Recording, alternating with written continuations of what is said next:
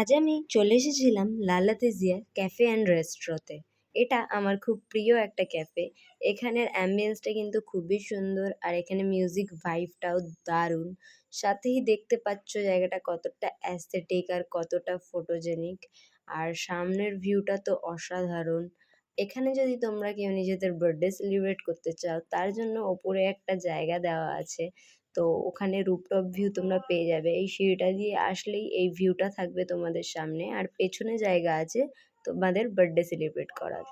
আমি এই পুরো ক্যাফেটা আরেকবার এক্সপ্লোর করে নিয়ে এবার চলে যাচ্ছি খাবার অর্ডার দিতে।